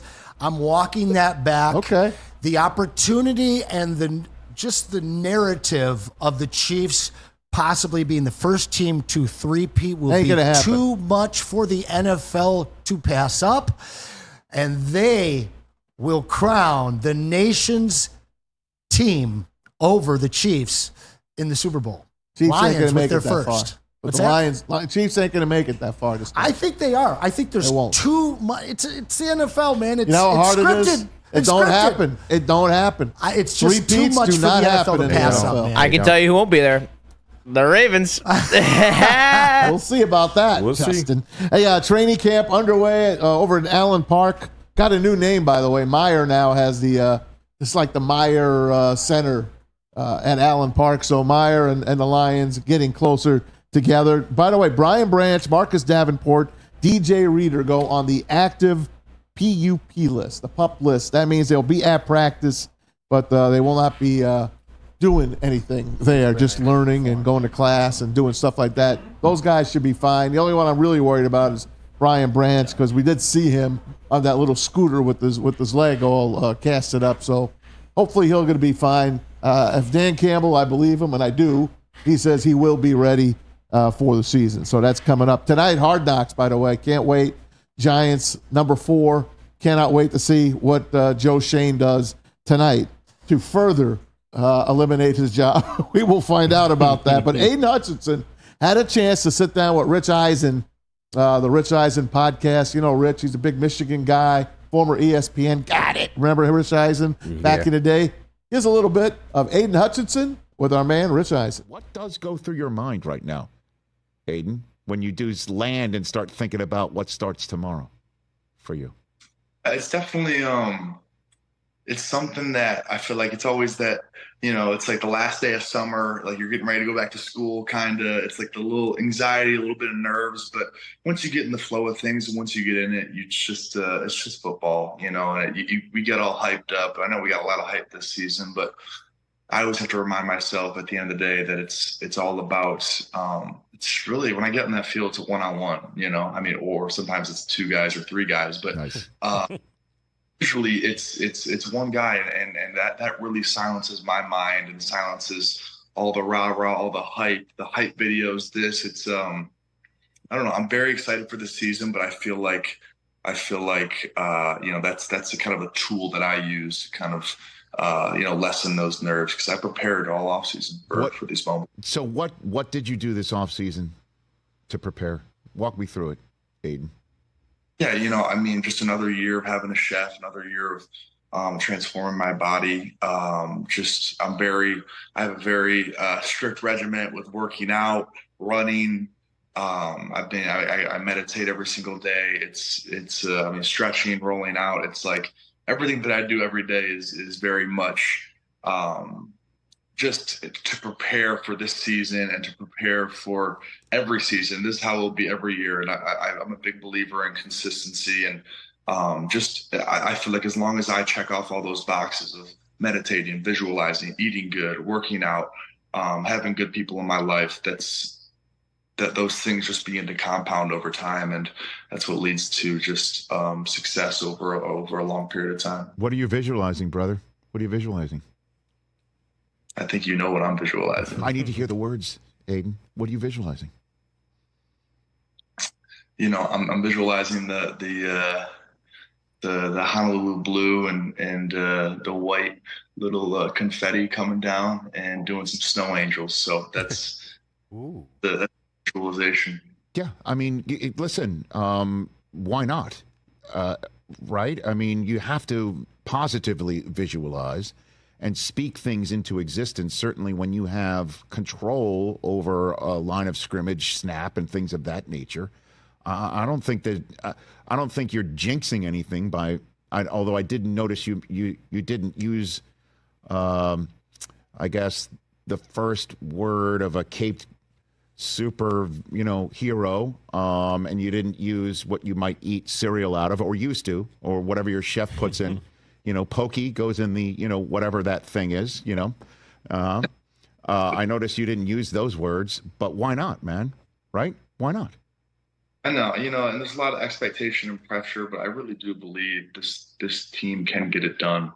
And I feel like myself as an individual, I've mentally prepared myself to be playing until February this year. That's what all my regiments have been. That's what my running has been. It's all like I'm getting ready to have my body going until February, and it's something it's a very realistic thing, and it's something that's not it's not something that's too far out. I think it's very much within grasp, and I'm very excited, and I feel like a lot of guys have been saying Super Bowl this, Super Bowl that, but what gives me a lot of joy is when I know when those seconds are ticking down, confetti's falling, take that deep breath knowing that you did it. That's what I look forward to. Mike, I'll say it for you, Aiden. Super Bowl, baby. Damn right. Super Bowl. You were minutes away from going to the first one in Lions history just in February. Not too long ago. 5 months ago. They're going to the Super Bowl, guys. I have no question. I have no doubt about it in my mind. You saw me jumping around in my seat listening to this thing. Mm-hmm. And Chad, if you got as excited over this interview as I did, throw us some likes. Let's get up to 75 here. 100. Let's get to 100, absolutely. What I loved out of this whole thing is manifestation. I'm a bit of a hippie. I believe in visualizing. I believe in meditation. I believe in seeing something and manifesting it because that stuff is real. This guy's talking about consistency, meditation, good people, diet. This guy's focused on his energy 365 days a year. He's got a Hall of Famer written all over him, and I'll tell you what. I closed my eyes for a second, and I could see that confetti. KG, can you see that confetti coming down? I absolutely can. I've been watching this team for 30-plus years and just wondering when was it going to be our moment, man. And this is as real a shot as we've ever had. Now, of course, it's not going to be easy. There's things that this team is going to have to go through. There's going to be Sundays that we come in here and you know, like, what the hell is How going on could they have with lost this team? that game? Exactly. But Hold on to the ball. To me, the in-season results don't really matter as long as they get to the playoffs and as long as they get back to that NFC Championship game. I have no doubt in my mind that they can right their wrongs from last year, get to the Super Bowl, and then at that point, it is what it is. Young Justin, what are you seeing? You seeing confetti coming down? Or yes, I actually already have my Super Bowl ticket for gambling purposes. Sorry, I guess that was a little misleading. I thought you had a ticket to Santa Clara. Hype. Yeah, I guess that was a little misleading, but pack me in your suitcase. Yeah. I do think we're winning the Super Bowl. I like this team a lot. I think it's the most well-rounded team in the NFL from top to bottom. I was there and saw the confetti come down last year for the Bucs game and the Rams game. They dropped some confetti. It was a great atmosphere. I hope to only visualize even more confetti celebrations and an even bigger game when it comes February this year. Let's go into the booth with Power Neck, a football player, EMU, got that heart. What are you seeing for the Lions this year, buddy? You know, I see them, building on last year. I think if they can get a consistent pass rush outside of Aiden Hutchinson, I think that D-line will be really good. Look at a guy like a James Houston to step up. And you look at DJ Reader being able to fulfill his potential. And then, mention about being able to hit in terms of our secondary. Replacing a guy like Cam Sutton, with the Terrion Arnold. And then you look at a guy like Amik Robertson coming back. I think that'll be big. And then just being able to build on we did last year, but I think it's going to end of the day come down to close games come playoff time. This team's not going to be judged on the regular season. Yeah. It's going to be come playoff time what they do. Be interesting to see kind of how Dan Campbell approaches fourth down situations this year, given how criticized he was last year. I think he'll do the same thing as he's done in the past. I think he's just going to go on feeling, go on guts. This team is behind him. They know they got 4 plays to make 10 yards. 4 plays to make 10 yards, and their coach believes in them. I believe in this team. I really do, and I think your guy, Sione Vaki, is going to be involved in this team a little bit more than a lot of people think. I really love the draft that they had, and I'm really looking forward to September, man. I know I don't want to wish the summer away. Yeah, I do. I wish it was September right now. I wish it was ready. I wish Thursday night football was on. I wish the Chiefs and Ravens were coming on in 2 days. Yes, I do wish the summer was all over, baby. You're not lying. I mean, Kenny, I hope you didn't leave your windows down today because it's pouring again. I did. You did? Yes. You're not going to learn that it rains every day at this time of the day. This is garbage, man. I was going to go Frisbee golfing too, man.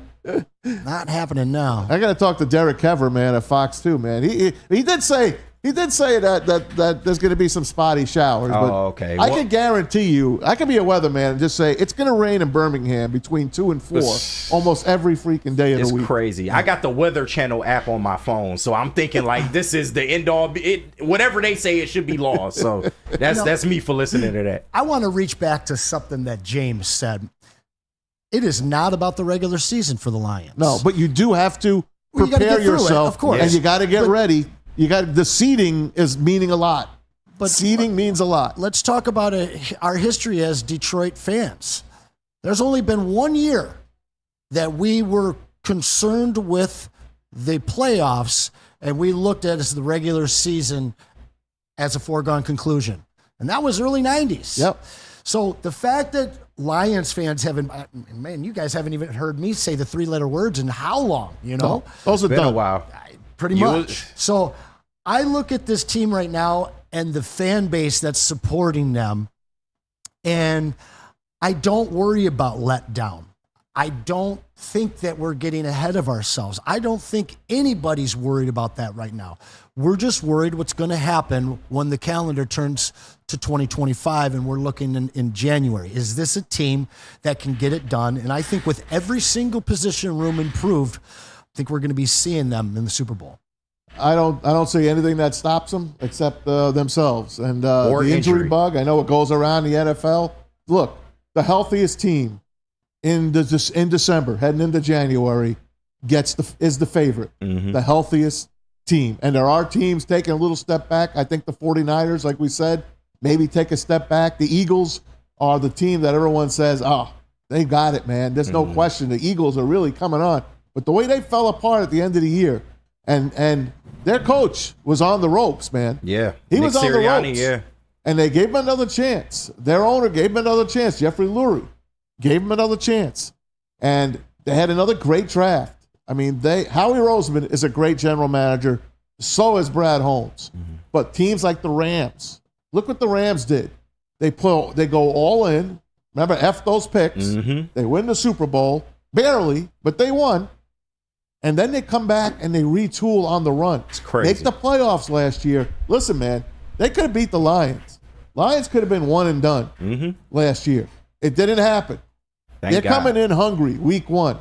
Week 1 and week 2, you're playing the playoffs again. You're playing the Rams and you're playing the Buccaneers in back-to-back weeks. And then you start hitting the road. And they're pissed. Both of them are pissed. They're at ready. This team specifically. Of course. Got the especially Cowboys, too. The Rams. And the Lions usually, well, in the old days, got off to slow starts. Last year, they beat the Chiefs. Shocked them, right, on week 1 on national TV. Yes, sir. This is a national television game. This is the game I'm most worried about, believe it or not, is this Ram game. I want this Ram game. I want to beat Matthew Stafford and the Rams because I do believe if you win that game, it sets the table for the rest of the year. There's a lot of psychological implications for that loss to that Rams team, not only for the Lions, but for the fans. That's not a game that I want to see us lose at all. There's a bunch of other ones I'll be okay I'll losing. give those games up. I want to win this I'll game. lose in 100%. Dallas again. You can't lose opening night. No. Absolutely cannot. You can't. Not at all. And I think the Rams are going to be a tough out. Yeah. Absolutely. Now, tonight, I was telling you guys, is Hard Knocks Part 4. I don't think the Rams are a tough out. I think the Rams are going to have a improving period that they're going to have to go through with losing Aaron Donald. Their offensive line is a switch up. I don't think they're going to be as ready as the Lions are when it comes to being week 1. I think the week 1 Lions will be in a much better place than the week 1 Rams. Aaron Donald, less Rams. It's the first time they're going to play without him. The NFL Hall of Fame is already starting to count down for him. He gets in first ballot, obviously. Yes, sir. We'll see, Justin. I hope you're right. If the Lions are ready and they play their best game, I think they beat the Rams playing their best game. How about I leave it at that? Yeah. We'll see. Especially on our home field. Yep, on the home court, baby. On the home field. Right. Hey, Giants tonight. I don't know if you guys have been watching it. I've been locked in, man. Yeah. I love this Hard Knocks. It's because it's taking you inside the free agency period. Tonight, it's going to be the night of the draft. And you see Joe Shane on the phone trying to make the calls to move up and get themselves a quarterback. Last week was the episode where Saquon said no to the Giants and yes to the Eagles. Damn right. And Saquon spoke this week and kind of said, remember that phone call? We all said when Joe Shane's like, hey, give us last shot, okay? And he's like, you know where I wanted to be. He's like, all right, give us last shot. Is that okay? Yeah, that's okay. But that's not really okay. Listen to Saquon. It was over after that phone call, in my opinion. As soon as he said to go hit the market, I never, in my heart, truly believed that they were going to match it, or they only wanted me for a lower price. So, like, no matter what, I probably wasn't going to go back. It's Diana Rossini with Saquon Barkley from The Athletic. Of course, Diana does great work. You heard him. The minute Joe Shane got on that phone and said, hey, Saquon, hey, listen, we're going to let you go out there and test the free agent market. As a Giant fan, when I saw that, Yeah. I was like, Why does Joe Shane have a job at this point? I don't know, man. Because we'll find out what he's got, but he better be right. And oh my God, Yeah, can you show? it is a hurricane Can you show the outside. camera where Anson is right now? What is going on out there? Look, zoom in. It's on the this. reckoning. It's here, y'all. This looks like a freaking. The rain's going sideways It's right hurricane now. out The there. reckoning is happening, y'all. Look at this place. It is here. Cleansing the land. Yeah, all right. It is KG, I here. hope the interior of your car needed to be clean because it's getting washed right now, my friend. I'm riding home with a wet AWS. Look at this. It's rain, wild. fellas. This came out of nowhere. I'm looking at the This is Doppler wild. and there's nothing there either. It's Listen, like This was not predicted. I don't No. care what you say. This was not predicted. The minute today. I put the cut up of Saquon Barkley, did you hear the thunderbolt? Yes. It was like Joe Shane getting That hit was with hilarious. a thunderbolt. He is horrible. I just can't wait for tonight's episode wild out there. on HBO Max. If you guys have it, it's going to be great. John Mara, the owner of the Giants, he's pissed. I can imagine. He's like, this better work. so. Is this guy long for the job? No. And one of the interesting things that I believe we're going to see tonight is I think in episode 2, you had Jaden Daniels and Drake May in during the draft process. And I don't know if you guys noticed the 2 questions they asked these two, but Drake got a much easier question than what Jaden got. And in Jaden's questioning, they switched the position number.